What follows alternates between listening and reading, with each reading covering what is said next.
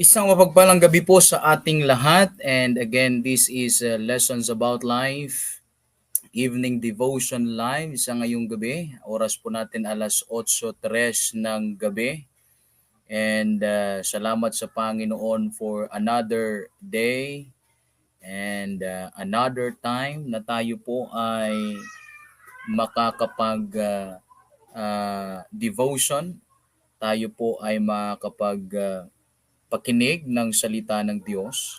And I'm so glad na muli ay makakasama kayo sa ilang pagkakataon or ilang minuto na atin pong i-google sa atin pong pag-aaral ng salita ng Diyos. Ano po?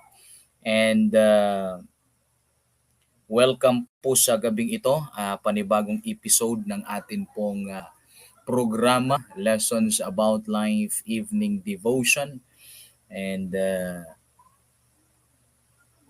just share and invite your friends also na makipanood, alright, sa atin pong live sa gabing ito. And sa gayon ay ang pagpapala ng salita ng Diyos ay maging pagpapala din po naman sa kanila. Ano po?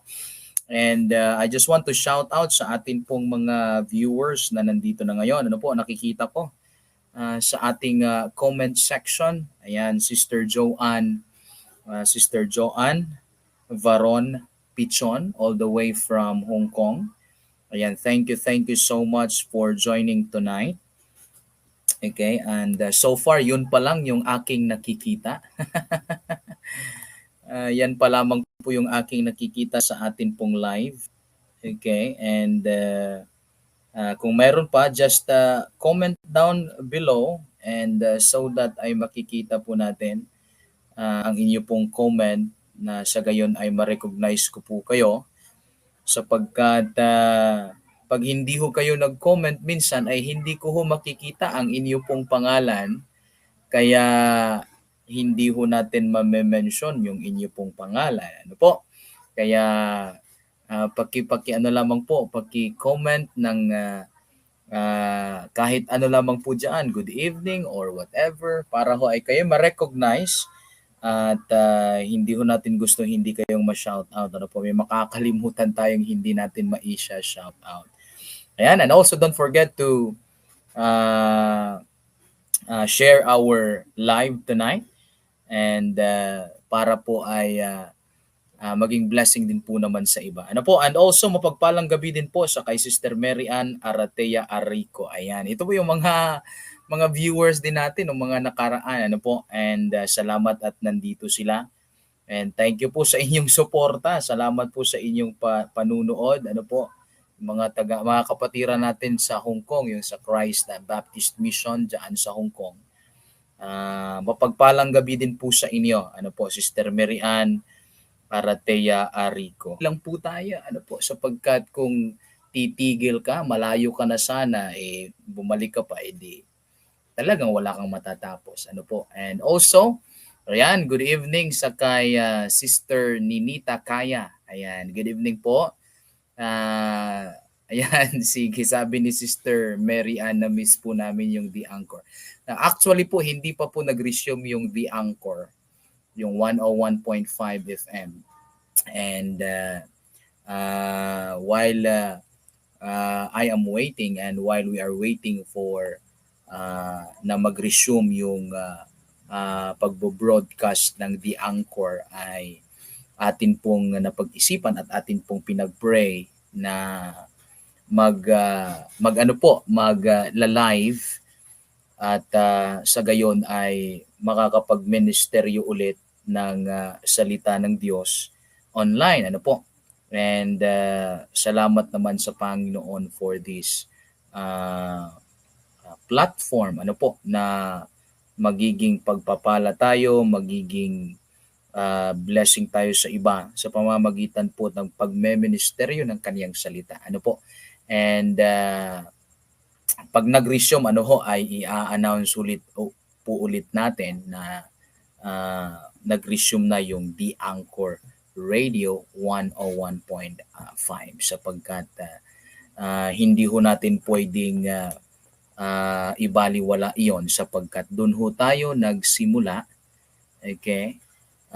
Doon ho tayo nagsimula at doon ho tayo naging tawag dito. Doon ho tayo nahasat, natuto. Ayan, sa sasalita sa harap ng camera online, ano po. And let's pray for the Anchor Radio 101.5 FM na muli po ay babalik, ano po, muli po ay magbalik on air and online, ano po. And also, shout out din sa kay Sister Myra Jean Aquino. Ayan, maayong gabi pastor. Ayan. So, shout out din sa sa Arandilla and Mandario family. Ayan, diyan sa Mindanao. Alright, nakikinig man kayo, nanunood man kayo. Ayan, shout out po sa inyong lahat. Ano po? And also kay Sister Che Padilla Luzada. Ayan, Sister Che Padilla Luzada. Ito mga kapatiran natin from Hong Kong. Ano po? So thank you so much. And sa iba pa na hindi ko nakikita ang inyong pangalan sapagkat hindi kayo nagko-comment. So it's okay. Pero salamat kung nandiyan man kayo, hindi man kayo nagpapakilala o hindi man kayo nagko-comment, it's okay. But gusto sana natin na ma-shout out kayo. Pero again, welcome sa gabing ito sa panibagong episode ng atin pong program, ng atin pong programa Lessons About Life, Evening Devotion. So tayo po'y dadako sa atin pong pag-aaral ng salita ng Diyos. Ito ho ay ibinahagi ko kanina lamang.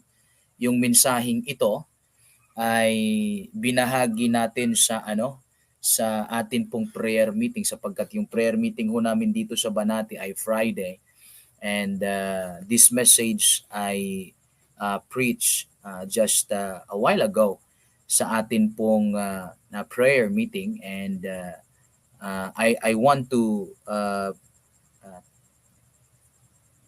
teach this again, and I hope that this will be a blessing sa bawat isa sa atin, and nawa na maging pagpapala ho yung salita ng Diyos sa gabing ito. Ano po? And also shout out sa Soledad Bataler kay Sister Soledad Bataler Narciso, kay Thins Mamawan Mangalino, and Charles Reyes. Ayan, shout out po sa inyo. Ayan, and also sa kay Antibikbik, ayan, Sister Marife Francisco Espinosa. And shout out din kay Sister Luz V. Mindalupian. Ayan, thank you so much. Sister Esther Alab, shout out din sa inyo. And also kay Kaliana Rose Gonzalez Nicolas. And also sa kay Violi Cervantes. Ayan, Sister Violeta Cervantes. Okay, so shout out po sa inyo. And ayan, yan po yung mga nakikita ko na nagko-comment na inipapa-shout out. Shout out din sa kay Jenny Mar Padilla, ayan, kay Ma'am Bikay Asis. Okay? Shout out sa inyo at sa lahat na nandiyan sa kusina. Na nagluluto ng ulam para ho sa ating or aming hapunan. Shout out ho sa inyong lahat diyan, kay Brother RJ, ayan, kay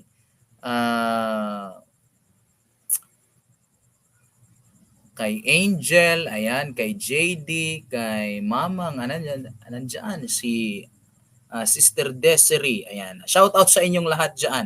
And also sa kay Antoinette Bisuelo, ayan, ay pa-shout out ito ni Sister Myra Jean. Ayan, shout out po, and magandang gabi sa inyong lahat kung kayo ay manunood. Alright, so shout out sa inyo, and magandang gabi po sa inyong lahat. Okay, sige.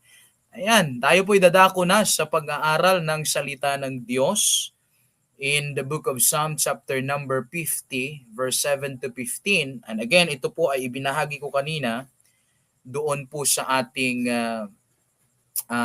pong prayer meeting. And also kay Aiza Braille, alright, and Jonah Falvin, shout out po sa inyo. And also kay Nini Louis Lafona. Ayan. Sige. So, in the book of Psalm, chapter number 50, verse number 7 to 15, ang sabi po ng salita ng Diyos, "Hear, O my people, and I will speak, O Israel, and I will testify against thee. I am God, even thy God. I will not reprove thee for thy sacrifices or thy burnt offerings, to have been continually before me." All right, in verse number 9, "I will take no bullock out of thy house, nor he goats out of thy folds, for every beast of the forest is mine, and the cattle upon 1,000 hills. I know all the fowls of the mountains, and the wild beasts of the field are mine. If I were hungry, I would not tell thee, for the world is mine, and the fullness thereof. Will I eat the flesh of bulls and drink the blood of goats? Offer unto God thanksgiving, and pay thy vows unto the Most High, and call upon me in the day of trouble. I will deliver thee, and thou shalt glorify me." Tayo po ay sandaling manalangin sa atin pong pagpapatuloy. Dakilang Ama at Diyos na makapangyarihan, kami po ay nagsusumamo at lumalapit sa trono ng inyong habag at biyaya. Kami po, Panginoon, ay nagpapasalamat sapagkat kayo po ang Diyos na siyang tagapaglikha ng lahat. At kami po ay naniniwala na wala pong anuman sa mundong ito na magiging sa amin ay hindi po nanggaling sa inyo. At amin pong dinadalangin nawa ang inyo pong biyaya at ang inyo pong salita ay magkakaroon ng freedom sa bawat puso, tainga ng mga nakikinig, nanunood ng live na ito to minister your word online. I pray, dear Heavenly Father, na maging pagpapala po ang mensahe. Itago po ninyo ang inyong lingkod sa inyo pong likuran, and si Kristo Jesus po ang makikita, ang kanyang pangalan ang maitataas sa gabing ito. Patawad sa aming mga kasalanan, linisin po ninyo kami sa aming pong pagkakasala. At kayo po, Panginoon, ang mangusap-manguna sa gabing ito. Sa pangalan ni Jesus. Amen and amen. Alright, so also shout out sa kay Mikmik Panes. Ayan, Mikmik Panes, shout out sa iyo. Okay. Sige, meron pa ba? Ayan, wala na. Alright, so the book of Psalms, chapter number 50, ito po ay tinatawag na Psalm of Asaph.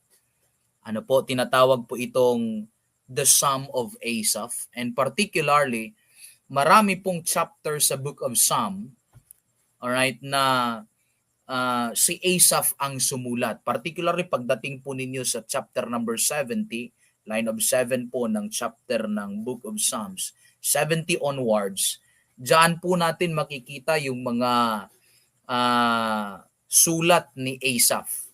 Alright, sino po ba si Asaph? No, si Asaph, he was a prominent Levite singer and a seer in David's court. Okay, siya po ay prominenteng mang-aawit at siya po ay seer in David's court. Okay, so isa po siya sa naging overseers. Isa po siya sa mga overseer ni David, alright, sa temple, or sa nung si David po ay siya po ay naghahari pa. Isa po siya sa mga overseer ni David sa temple. Ano po? And he was a son of Berechiah from the tribe of Levi.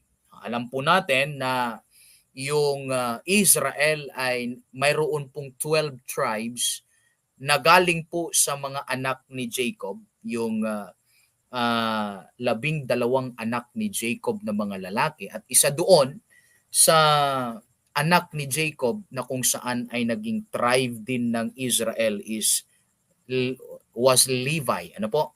And among the children of Jacob, ang tribe lamang po ni Levi yung hindi ho nagkaroon ng inheritance of the land. Wala po silang inheritance ng lupain sapagkat yung kanila pong inheritance ay ang Panginoon. Yan po yung sabi ng Biblia.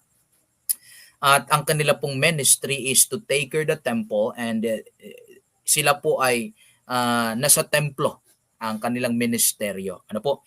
And isa po doon ay si Asaph na kung saan nanggaling din po sa tribe ni Levi. And yung pangalang Asaph, ang ibig sabihin po niyan ay gatherer of people. Alright? Siya po yung taga tipon ng mga tao. Kumbaga sa atin sa ngayon, siya po yung sa ating churches, sa mga churches, siya po yung congregational song leader. Ano po, song leader po siya. Yan po yung trabaho talaga ni Asaph. Ayan. So, yan po yung ibig sabihin na Asaph. Ano po? Gatherer of people. But there's something that Asaph did, just like you and me, bilang tao, nagkaroon din po naman ng abirya, nagkaroon din po naman ng hindi magandang bagay na nagawa si Asaph. Na kahit po siya ay napakatapat, faithful sa kanyang ministry, alright, faithful sa gawain na iniatang ng Panginoon o iniatang sa kanya ng hari. Siya po ay tapat sa gawain na kung saan ay ibinigay sa kanya. And yet there's something happened. Nagkaroon din po ng pagkakataon sa buhay ni Asaph na siya po ay nag-isip ng hindi maganda sa Diyos. That there was once a time that he thought that his sufferings, may mga sufferings po na dumarating sa kanya, may mga pagtitiis, paghihirap na dumating po sa buhay ni Asaph. And he thought that his sufferings were unfair punishment from God. Inisip niya na parang unfair yung na kung saan ikay nagtatapat, ginagampanan mo ng may buong katapatan, yung trabaho na ibinigay sa iyo, yung ministry na ibinigay sa iyo ay ginampanan mo naman ng may buong katapatan. Pero and yet nandoon pa rin, nagdusa ka pa rin, nagkaroon ka pa rin ng maraming sufferings, matinding sufferings, and he thought na parang unfair yung pag-deal ng Panginoon sa kanya. Sometimes sa mundong ito, yun din po yung nagiging complaint ng karamihan sa atin. Both Christians and not Christians, both saved and unsaved. Yun po yung nagiging reklamo ng karamihan. Na unfair. Sa mundong ito talagang walang fair. Everything sa mundong ito, lagit-lagi nandoon po yung tinatawag na pagiging unfair. But listen, ang Panginoon po, kailanman hindi ho siya nagiging unfair. Hindi ho natin pwedeng i-accuse ang Panginoon sa pagiging injustice. Hindi po natin pwedeng i-accuse ang Panginoon sa pagiging, unfair. Because God is not unfair. And eventually, pagdating po sa mga preceding chapters ng Book of Psalm, particularly 70 hanggang 79, makikita po ninyo diyan na nagkaroon din po naman ng realization si Asaph that the problem is not God. The problem is not kung ano yung ginagawa ng Panginoon, but the problem is himself. Wala hong ibang problema kundi siya, yung kanyang sarili, yung kanyang damdamin, yung kanyang pag-iisip. Doon po nagkaroon siya ng realization na ang sabi niya, it is mine. Sa akin to. Akin to. Ako ang problema dito. Hindi ang Diyos, hindi kung sino. Ako yung problema dito. Kaya nga po, natuto si Asaph na sa kahit napakatinding pagdurusa, napakatinding pagkapighatian at pagtitiis na kanyang dinaranas sa kanyang buhay, siya po ay natutong magpasalamat sa Panginoon sa kabila ng lahat ng kahirapan at kapighatian na kanya pong dinaranas sa buhay. Kaya mga kapatid, yung atin pong pag-aaralan sa gabing ito ay ang kanyang title, ano ho? A Sacrifice of Thanksgiving. Kagabi, yung atin pong pinag-aralan is choosing to be thankful. Yun po yung ating lesson kagabi. So, I don't know kung this will be a continual lesson about Thanksgiving, ano po, pagpapasalamat. Kaya sige, yun po yung ating titingnan, yun po yung ating tatalakayin sa mga susunod pa at mga ilang araw pa na lilipas, yung patungkol sa pagpapasalamat. Sapagkat napakarami pong mga, especially mga kabataan sa ngayon, na para bagang hindi na natututong magpasalamat. Ano po? Na kung hindi mo sasabihin, hindi mo pagsasabihan na magpasalamat ka, hindi natututong magpasalamat. Ano po? Alam niyo mga kapatid, sa buhay din po natin bilang mga mananampalataya, napakadali minsang magpasalamat sa oras na tayo po'y may pagpapala, sa oras na tayo po'y nasa kabutihan, sa oras na tayo po ay sa oras po na tayo po ay nasa magandang kondisyon ng buhay, sa oras na tayo po ay nandoon sa mabuting kalagayan, sa oras na tayo po ay nagiging masaya. Minsan ang dali-daling magpasalamat sa Panginoon sa ganong senaryo ng buhay Ano po, sa ganong situation sa buhay natin. Napakadaling magpasalamat sa Panginoon. Pero alam niyo mga kapatid, kadalasan pag nandun na po tayo sa point na tayo po'y naghihirap, na tayo po'y nagdudusa, na tayo po'y nagtitiis, maraming kapighatian, maraming kalungkutan, maraming mga sakit na nandoon sa atin. Ano po? Dumarating po tayo sa pagkakataon na ganon at dumarating din po yung point na para bagang natitempt na tayong i-question ang Panginoon, or ay tatanungin ang Panginoon bakit niya inalaw yung ganyan, bakit niya hinayaan yung ganito sa kadami-daming tao sa mundo, bakit para bagang yung mga hindi mananampalataya, yung mga hindi Kristiyano, parang hindi na i-experience yung mga na-i-experience ng Kristiyano. Dumarating po tayo minsan sa puntong ganon. Ano ho? Pero alam nyo kapatid, tayo po bilang mga mananampalataya, tayo po bilang Kristiyano, ay sinasabihan at lagi pinapaalalahanan at sinasabihan ng salita ng Diyos. Ano po? Na sa kahit anong bagay, na sa kahit anong situation, na sa kahit anong kalagayan mayroon man po tayo sa mundong ito, dapat tayong magpasalamat sa Panginoon sapagkat kalooban ng Panginoon ng isang mananampalataya na ang kanyang anak ay isang anak ng Diyos na mapagpapasalamat, na laging nagpapasalamat. Hindi yung anak ng Diyos na reklamador. Iba ho yun. Sapagkat yung kalooban ng Diyos na lahat tayo na ang mga anak ng Diyos ay mga thankful. Nandun po ba yung gratitude? Yung attitude of gratitude. Ano po? Yung sabi ng 1 Thessalonians 5:18, ang sabi ng Biblia, in everything. Tingnan niyo ho yan. Sineperate po yung every sa thing. Okay? Kasi sa atin pong dictionary, particularly sa Merriam-Webster Dictionary, pag nag-search ka ng word na everything, one word lang po 'yon. Ano po, everything. Talagang isang word lang po 'yon. Pero diyan, in 1 Thessalonians chapter 5 verse number 18, sineperate po yung word na every sa thing. Na ang sabi ng Biblia, in everything.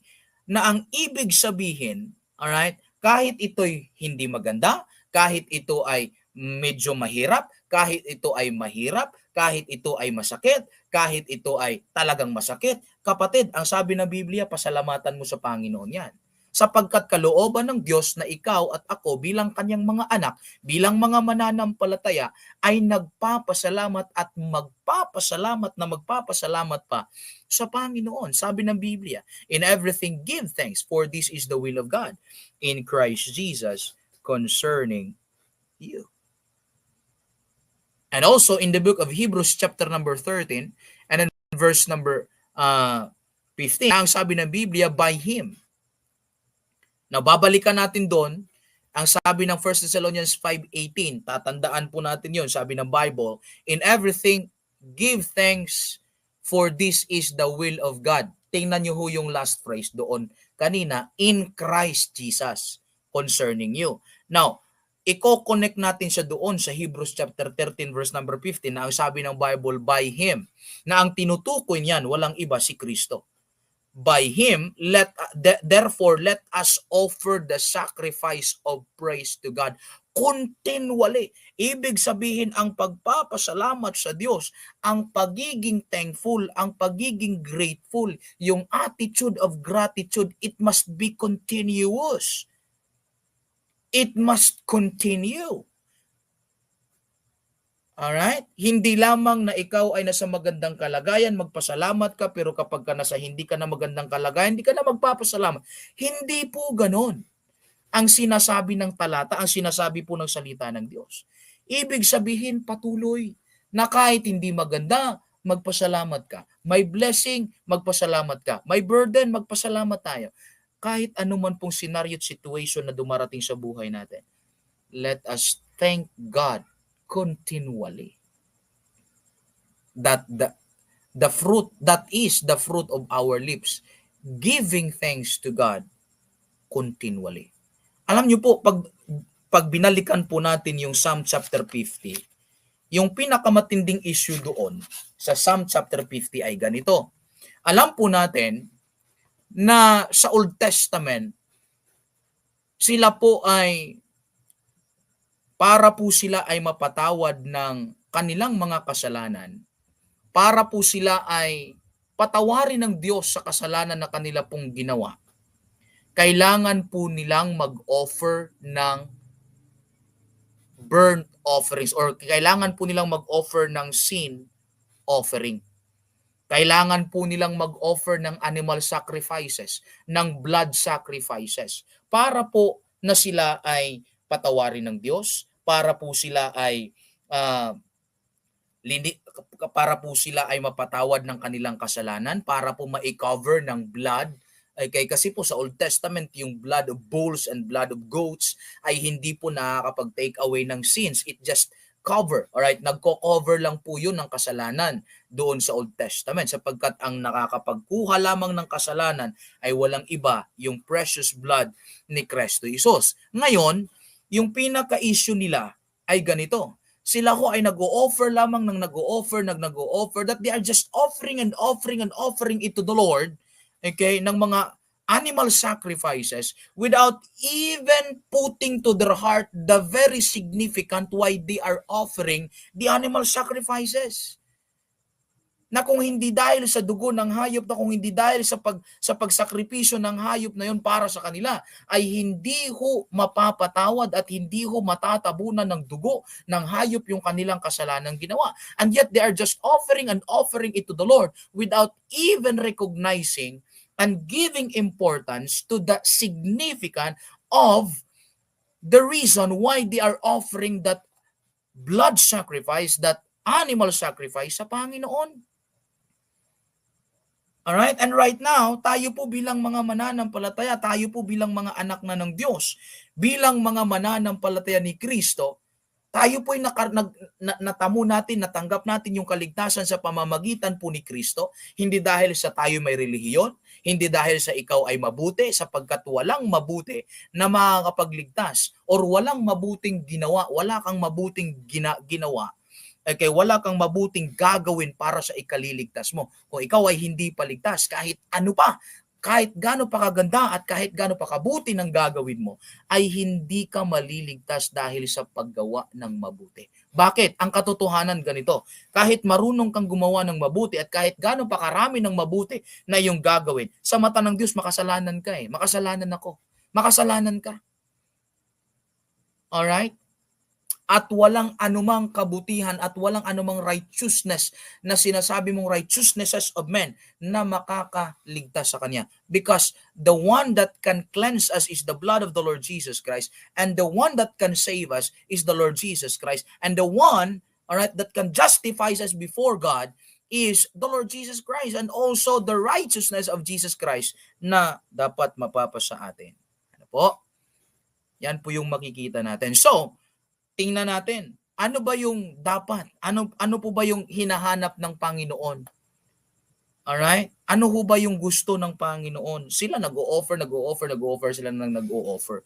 Tayo, hindi na natin kailangan mag-offer ng mga hayop para ho tayo patawarin. Tayo po ay kailangan lamang sumampalataya sa finished work ni Jesus Christ sa cross. Dapat lamang nating aminin na tayo po ay makasalanan at tanggapin si Kristo bilang ating Diyos at tagapagligtas. That's all. Alright? So, wala na pong iba. Pero, ano po ba yung hinahanap ng Panginoon kung ikaw ay ligtas? Alright? Ano po ba yung hinahanap ng Panginoon? Now, there are three things that I want you to see sa gabing ito. Now, first of all is the confrontation. The confrontation to His people. Or the confrontation of God to His people. Kinonfront ng Panginoon yung kanyang mga anak dito. Okay? Kung babalikan po ninyo yung Psalm chapter number 50, kung kayo po ay may mga Bible, pwede nyo pong buksan yun doon. Kasi hindi ko na ho nalagay yung verse na yan dyan. Okay, akin lamang pong babasahin ang Psalm chapter 50 verse number 7. Ito ho ang sabi ng talata. Ito ho ang sabi ng Bible. God said, all right, through Asaph, this is what the Bible says, Hear, O my people, and I will speak, O Israel, and I will testify against thee. That's what he said. I will testify against thee. You see, I am God, even thy God. And then in verse number 8, he says, I will not reprove thee for thy sacrifices or thy burnt offerings to have been continually before me. Hindi ko i-rebuke, hindi ko, alright, hindi ko sinasabi na hindi kayo mag-offer ng ganyan, hindi ko sasabihin, hindi ko sinasabi yan. But there's something that somewhat I am against you. Yun po yung sinasabi ng Panginoon sa kanila. There's something that I am against thee. There's something, ano yun? Kasi nag-o-offer lang sila ng nag-o-offer, that even their heart is not on their offerings.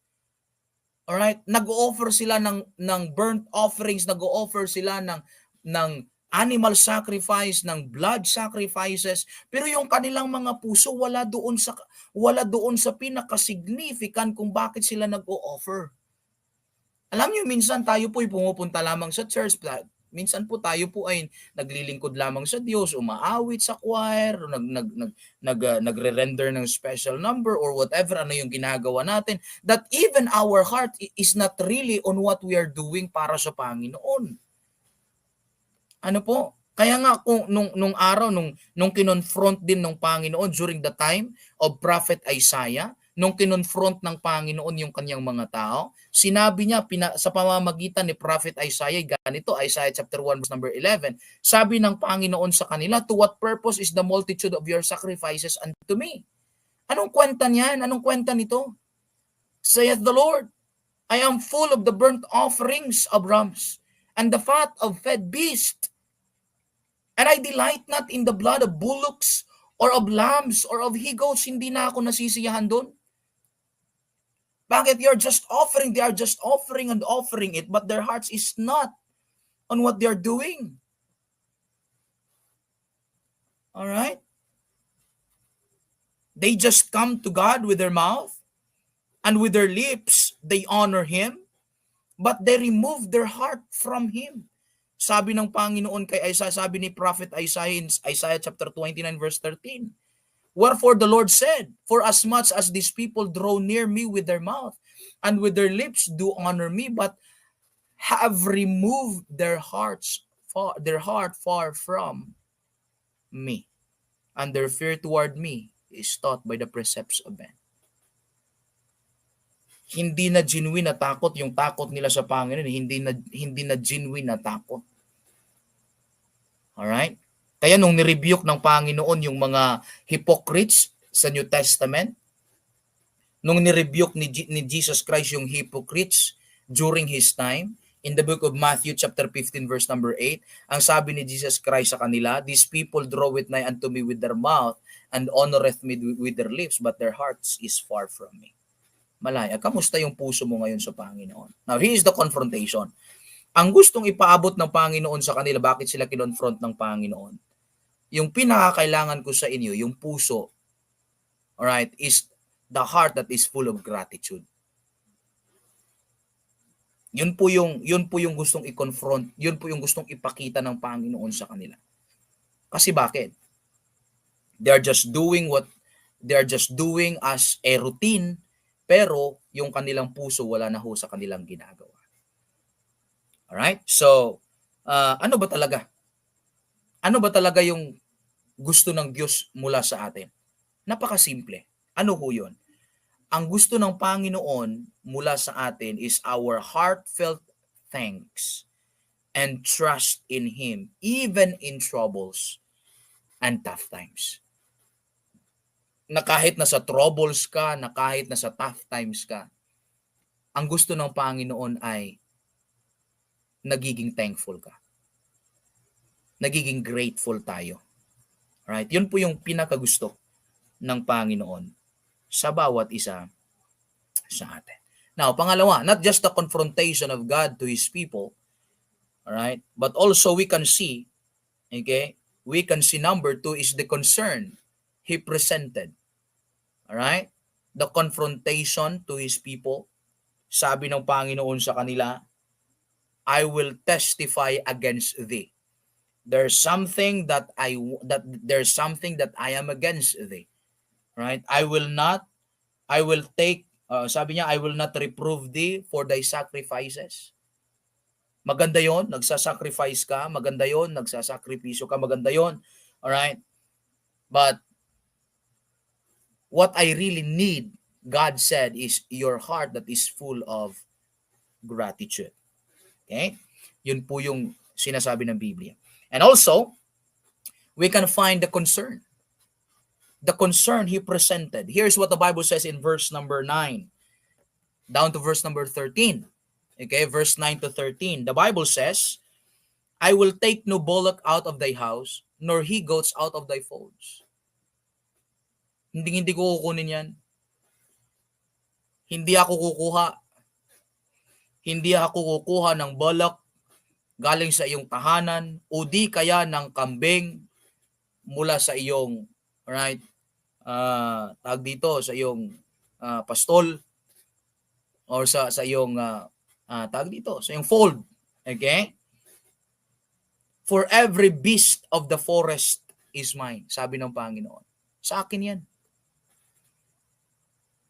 And the cattle upon 1,000 hills. Bakit kukunin ko pa sa iyo yan?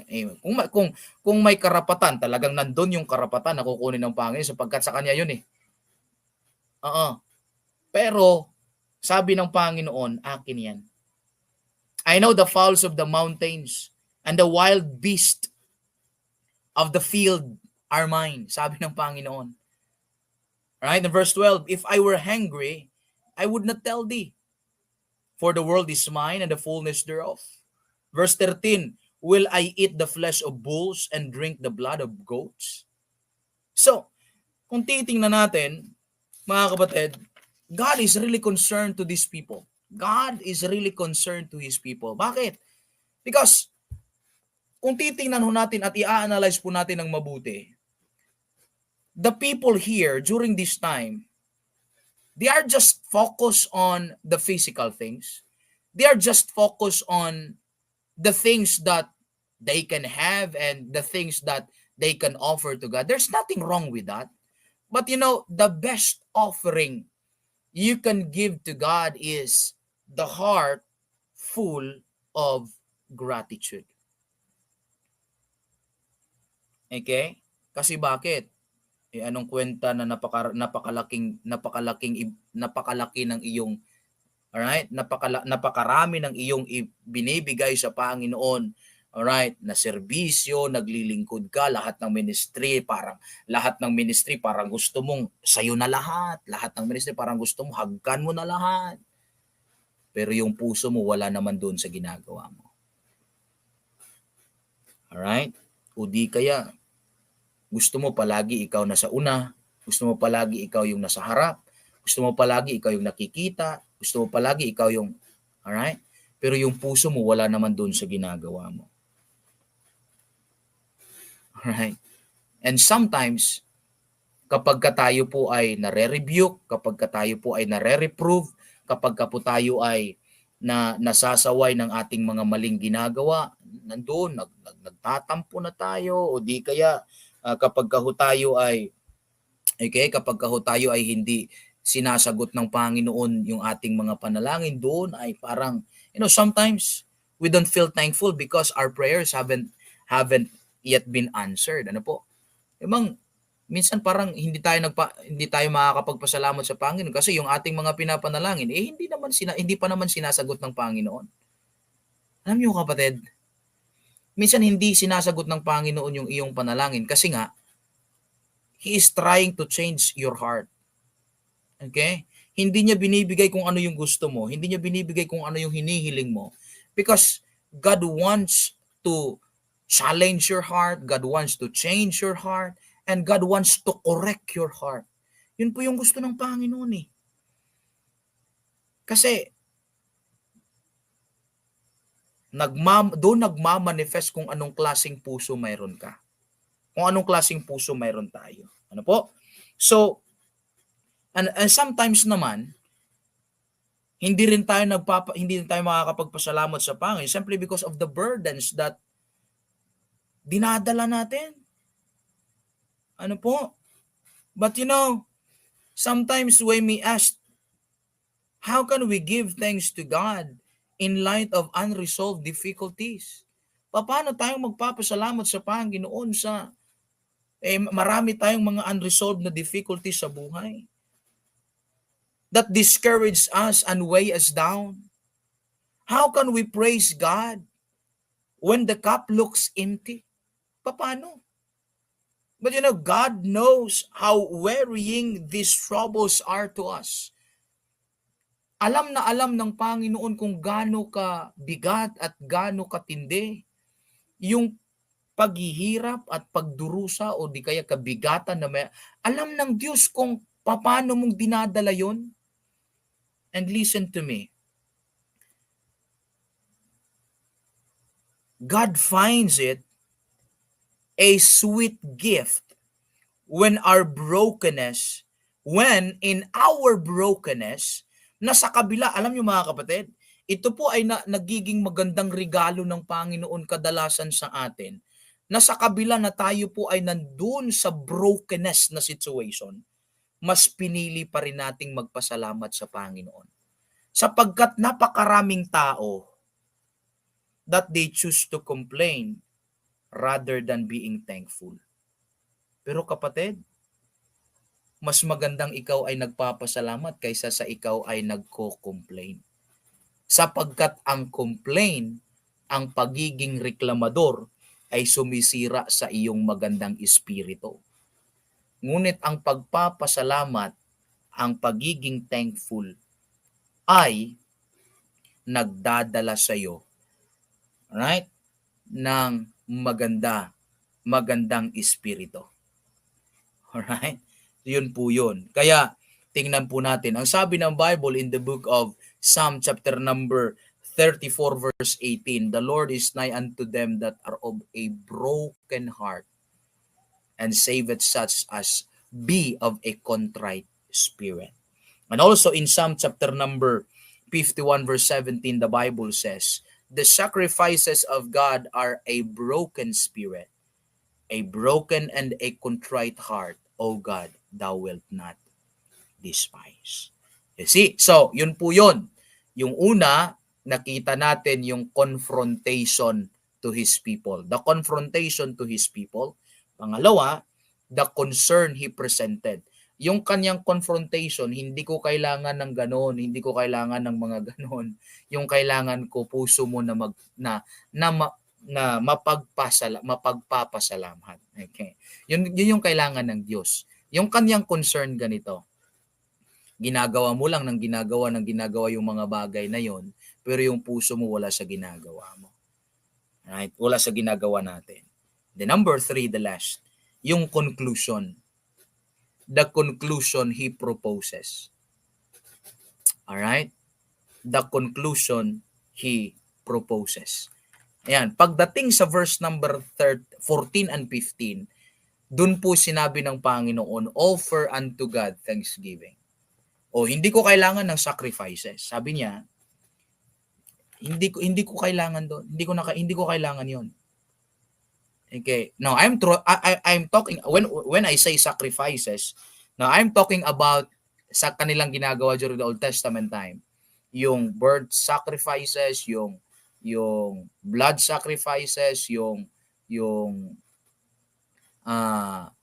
animal sacrifices, kasi nagsasacrifice lang sila pero hindi talaga yung kanilang puso wala doon sa pinaka-significant ng kung bakit sila nag-o-offer.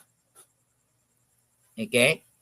Sapagkat yung pinaka-significant noon ay para sila ay mapatawad, para sila ay linisin ng Panginoon, i-cover yung kanilang kasalanan. Pero yung problema, wala na ho yung puso nila doon. Okay? Na kahit sila po ay pakikinggan ng Panginoon, they simply turn away from God. So, the conclusion the conclusion that He proposes is that offer unto God thanksgiving. Kung mayroon man po tayong dapat na mas magandang ibigay sa Panginoon. Alright? Yun po yung pagpapasalamat, yung puso na marunong magpasalamat sa Diyos. Alright? Yung bang may awitin na tila kay daling magpasalamat sa Diyos. Oh, talagang napakadaling magpasalamat sa Diyos sa mga kasiyahan, pagpapala, kabutihan, ang dali. Pero kapag nandun ka na sa kalungkutan, kapighatian, mga lahat ng mga pagsubok, pag nandun ka na, minsan we tend to question God and to complain to God. Sabi niya, offer unto God thanksgiving and pay thy vows unto the Most High and call upon me.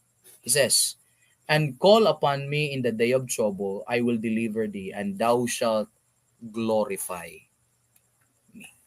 So, kapatid, ang sabi ng Bible, kung mayroon man po tayong dapat maibibigay sa Panginoon, that's the sacrifice of thanksgiving.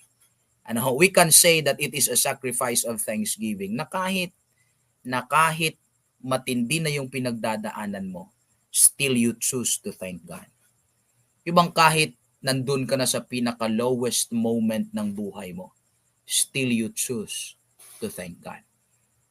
Instead na mag-complain ka, instead na i-question mo yung Panginoon, instead na i-question mo kung ano ba yung nangyayari sa buhay mo, you choose to thank God. So, you can say that it is a sacrifice of thanksgiving. Kaya mga kapatid, nawa ang lesson sa gabing ito ay muli naging pagpapala sa bawat isa sa atin. Alright?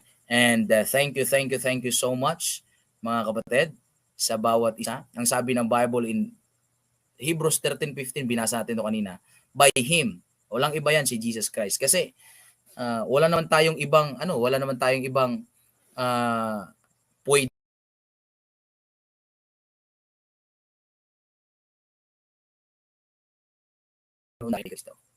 Therefore, let us offer the sacrifice of praise to God continually. That is the fruit of our life. All right. Giving thanks to His name. All right, sige. Thank you so much. And again, sa lahat ng mga nanonood or sa lahat ng mga nanood hanggang dulo, thank you so much. Nawa po naging blessing yung atin pong lesson. All right. Sa gabi ito. Yan. Shout out Sister Che Padilla Luzada. Ayan. Thank you so much. Sister Gail Aquino. Ayan, Sister Gail. Thank you so much. All right. And also sa mga na-mention ni Sister Gail, si Maria Feresa Bunag. Ayan, si, ano ba ito? SMH Huli. Ano ba ito? Ba? And also kay Lovelia Daulo Patungan. And also Sister Franz Eli, ayan, Pastor Sherwin Omega, ayan, sa Omega family dyan sa Batangas. Magandang gabi sa inyo. Talaga namang namimiss ko na ho kayo. Ayan, Pastor Sherwin, thank you so much.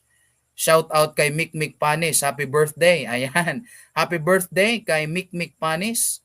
More birthdays to come. Ayan.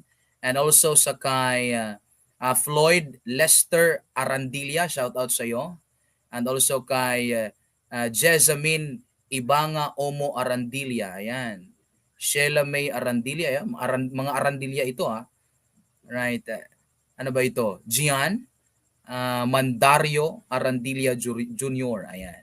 And also sa kay Mercy Rivera Lorania, Alia Lingal, Mitch Amaranto, Jen Darihe Lingal, ayan. Shout out sa inyo. Sister Franz, thank you so much. And also sa kay Yana Oyrandam Arandilla. Ayan. Mandario to. Ayan, binaliktad. All right, sige. And also shout out kay Rex Jo. I think this is Kuya Juan. Ayan, so Rex Jo. I think this is Kuya Juan. Thank you so much. Okay. And also kay Lou M. De La Cruz. Ayan. So watching from Tangalan, Aklan. Iyon. Alright. Thank you so much. Thank you for watching, Lou De La Cruz. And also kay Sister Luz Viminda Lupian. Thank you so much. And also kay Sister Franz. God bless po sa family and ministry po dyan sa inyo. Thank you so much po sa inyo din po dyan. God bless din po sa ministry dyan sa Batangas. Ano po? And Sister Mary Ann Aratea Arico, thank you so much din po. Okay. Sister Ninita Kaya, ayan, thank you so much. Sister Kalyana Rose Gonzalez Nicolas, thank you so much. And also Sister Joanne Varon Pichon, thank you so much. Ayan, na-miss kong na-miss kong magbasa ng inyong mga pangalan sa comment section. Ano po? Sige. Hanggang sa muli, ano po? Sa muli nating pagkikita tomorrow evening again, alas 8 ng gabi. Alright, so kita-kita ho tayo ulit bukas alas 8 ng gabi sa atin pong Lessons About Life Evening Devotion. Ayan. So, salamat sa mga hindi na shoutout. Sorry. And I hope that the lesson tonight ay naging blessing po sa bawat isa sa atin. And also to my father, Alberto, ayan, Asis. Okay? Kay Alberto Asis. Okay? Thank you so much for watching tonight. Okay, sige. And bago ho tayo mag-close, tayo po ay manalangin. Let us all bow down our heads and close our eyes. Let us pray. Father God, thank you so much for the lesson tonight. Lord, help us to be thankful and help us to offer the sacrifice of thanksgiving sa inyo po, Panginoon, sa bawat pagkakataon sa aming buhay. Ano man pong situation mayroon kami, ano man pong kalagayan na saan kami, Panginoon, turuan po ninyo kami na ang aming mga puso ay magiging grateful. I-bless po ninyo ang programang ito at i-bless po ninyo, Panginoon, yung lahat ng mga nanunood. Thank you so much po sa kanilang pagsuporta sa pamamagitan po ng pag-comment and also pag-share ng video. Thank you so much, Father God. Salamat po that we are able to have this program in this platform, Father God. Thank you for everything. We love you, praise, and honor you. In Jesus' name we pray. Amen and amen. Thank you so much. And again, thank you sa inyong panunood and God bless everyone.